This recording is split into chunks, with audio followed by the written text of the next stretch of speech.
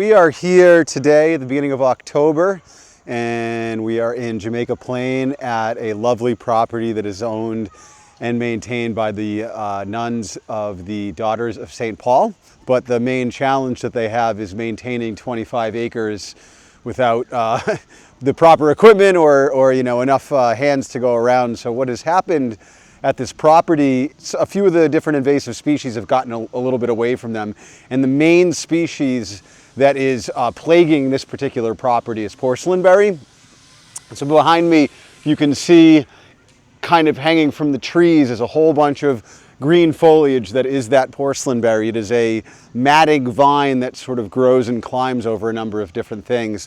So it has found its way up into the trees, and what we're doing today is peeling back the layers of the porcelain berry and cutting and painting each individual stem to kill as many of those vines as possible. So in this area here where it's all cleared out and the crew is working, there was a tremendous amount of porcelain berry that we've already removed from this space, and we're going behind and cutting and painting those vines as we grow.